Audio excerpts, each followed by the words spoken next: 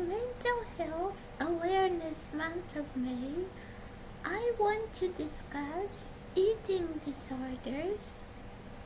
And first I want to share my story about eating disorders, and later, because I'm a neuroscientist and psychiatrist, to touch a little bit upon the causes and the treatments, and how it can be prevented. I don't know how my eating disorder started. We know that there are many causes. An important one is genetic. I think in my family there is genetic propensity to eating disorders because my mom eats a lot. She can't stop eating, whereas I'm the opposite and I eat very little.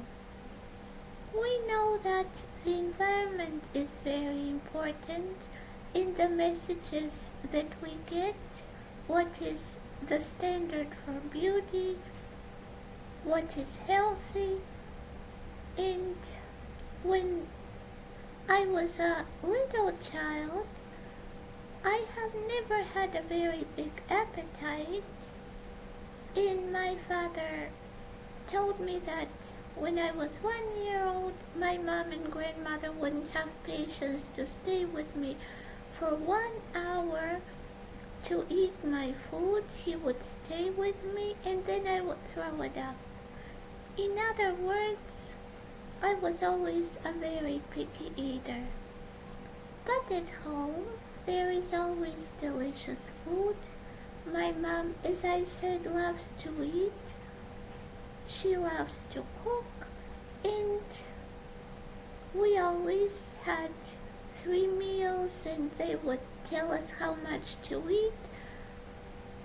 And I tried to eat everything which they told us, even though it always seemed a bit too much. But my parents are medical doctors and wanted us to be healthy.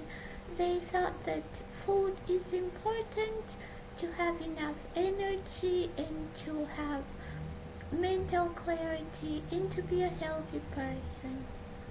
Because we know that appetite is a mark of good health, and if you have lack of appetite, that might be a signal that there is some underlying disorder such as depression or cancer or anemia, or if you have increased appetite, that might be a metabolic disorder or bulimia.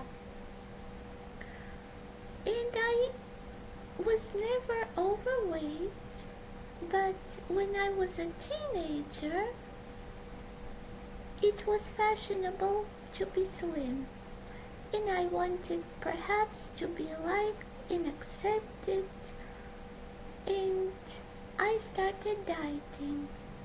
Why, I don't know, and how it happened. I never made it a goal. I just watched my mom, that she was always complaining she doesn't want to eat so much, she wants to lose weight, and I just thought that food is not a reward. It was never a reward for me, it was punishment. And my mom was always surprised at my willpower not to eat. My father said that it would be good if my mom ate a little less and I ate a little more, and there would be balance. And so in 6th to 8th grade, I started eating very little, avoiding food, and exercising more, and I started losing weight. And my mom was very observant, and Anorexia Nervosa was getting more attention at that time, and she thought that I have anorexia, but I denied this. And now we know that girls who have anorexia usually deny they have a problem. I thought that when I don't eat, I'm happy, I have energy, I feel light. Whereas if I eat a lot, I feel sluggish and heavy. How I was able not to eat, I don't know, because now I wouldn't be able to do this. And my mom started showing me books that this is not normal. She told me that it's not beautiful to be so slim, and that when you don't eat, your body, especially when you're a teenager and you grow up, it will start eating itself and resorbing itself in order to have enough nutrients. But that could not convince me. I felt happy when I ate less, and that didn't interfere with my classes. I was always a straight-A student, and when I come back from school, I will finish my lessons fast and started exercising. And we know this is another sign that many women with anorexia exercise a lot. And my mom was very observant, and she told my dad, so they started watching how much I eat, which was very annoying for me because I felt like I don't want to eat. And it's true, when I looked at myself, I didn't feel like I'm thin, but now when I look at pictures, I think I was very skinny, and they told me so. So my parents would put a certain amount of food and tell me to eat it. And I said, it's too much, my stomach is full. My mom said, well, your stomach has shrunk, you have to make an effort to eat more. And if they stayed with me for me to eat what is in front of me, then I would throw it up. If they were not there, I would take it away and then throw it. And we had a lot of discussions about the food, and even my dad started watching. I think when we went back to Bulgaria from the US, I liked my class and my classmates in Varna, so I stayed for high school there, and they went to Sofia. And I was by myself, and there were periods for several days I would just eat an apple in water, like the flowers. How I did this, I don't know. But that didn't interfere with my mood or studying. In fact, I was always a straight-A student, as I said. Only sometimes I would get headaches, and there was a period when my period stopped around 15 years old for several months. Now we also know that's a hallmark of anorexia.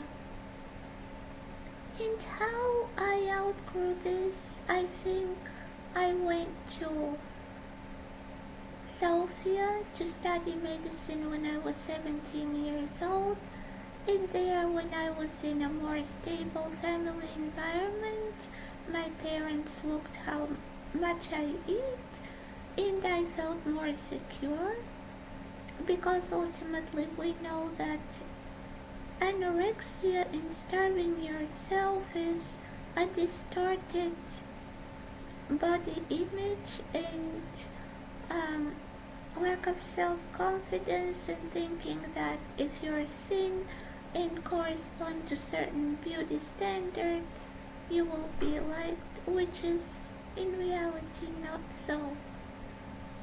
And so I outgrew my eating disorder without going to a psychiatrist or taking any medications. I'm very thankful to my mom, who is a medical doctor, and my dad, who were always watching me how much I eat. That was our constant discussion. Even they told my sister, who is older, to watch how much I eat. So there were periods I will eat several days when I'm with them, and then I will starve myself. They told me that my bone structure is so that I can never gain weight, which now I see later because I eat normally. So as a result, I started having stomach aches in my 20s, and I think that was from the dieting, gastritis, and also when they did an x-ray on my jaws, there was a lot of osteoporosis, which later gives a lot of problems in my gums. So I think there are different causes. I correspond my personality to what is described as a typical personality of girls with anorexia. I've been told I'm perfectionistic, and I'm also a very sensitive person. For me, I've never thought why it started. I think it's genetics, the standard that it's good to be slim, the desire to be liked, to be accepted, and to be loved. There are different neurotransmitters involved, as neuroscience shows: dopamine, serotonin, endorphins. I think from my experience that oxytocin is very important because ultimately it is a desire to be loved and accepted. And now if we look in the literature, which I will discuss later, there are clinical trials of oxytocin which may be beneficial for treatment of anorexia.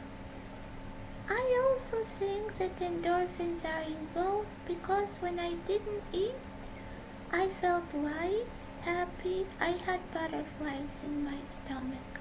So it's like a natural high. And that could give us clues for the treatment. And I think most important is love and psychotherapy in the family environment. And for young girls to be educated that it's beautiful to be healthy, and it's okay to be a little overweight as long as you're healthy and energetic.